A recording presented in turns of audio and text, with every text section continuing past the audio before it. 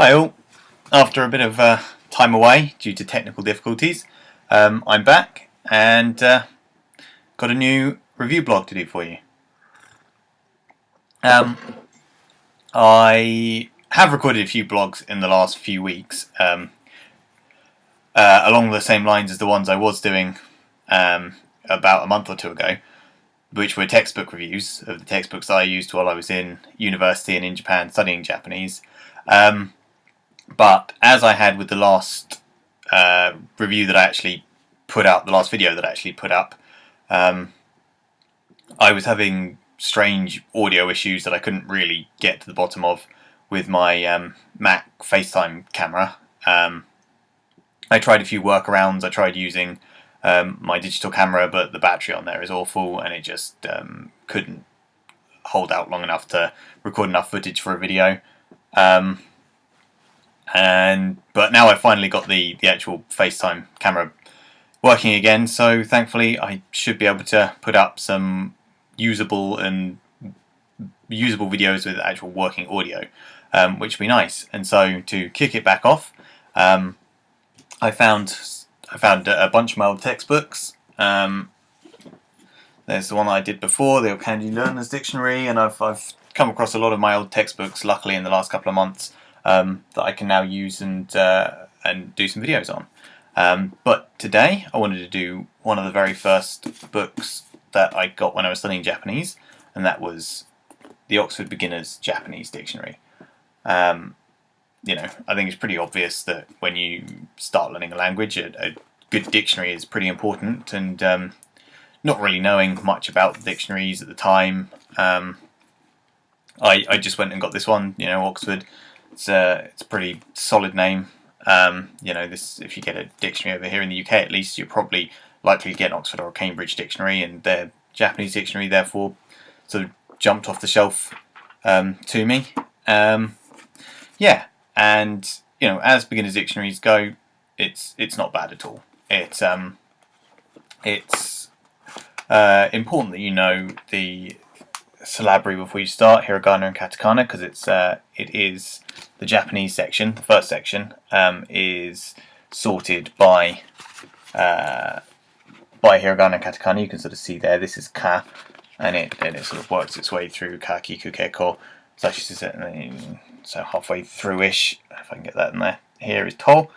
And it's just a basic introductory dictionary, just like it says on the tin. Does pretty much what it said. You've got a good. It's relatively thick for a beginner's dictionary. It's got probably everything you're going to need in here when you're just starting out. Just open up on te, and the first thing you got is te, hand, noun, and just a few extra little phrases in there to sort of show you how it's used, to take time to reach and things like that.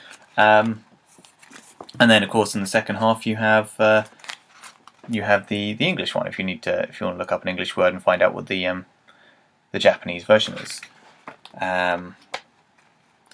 It does the job. But what I would say is, this is 2014.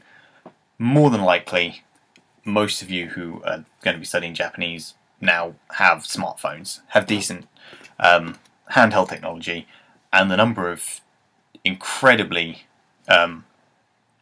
good and free dictionaries, or relatively cheap dictionaries, that you can get on the App Store off Google Play is phenomenal, and really has sort of made this kind of dictionary obsolete.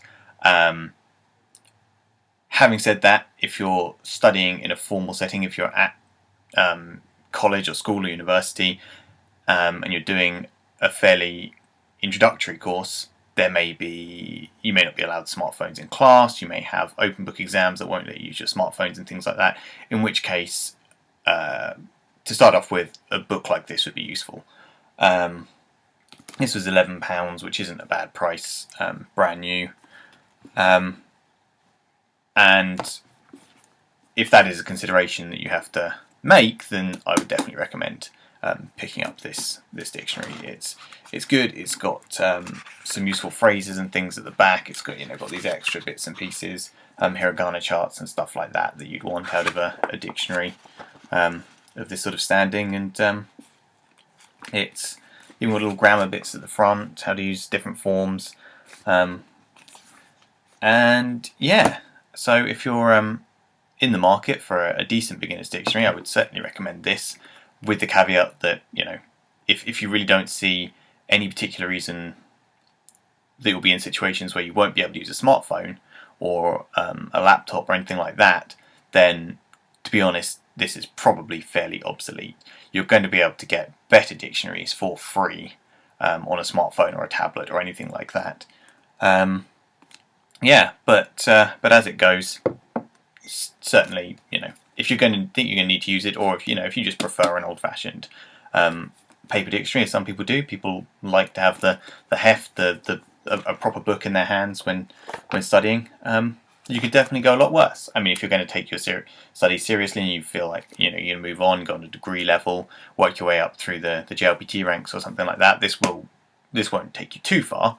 Certainly by the time I got to university and I'd done my certificate and my GCSE, and I was sort of moving into intermediate Japanese, it does very quickly you find yourself unable to find the words that you need. But if you're doing, say, a year-long beginner's course, then you're going to get your money's worth out of something like this.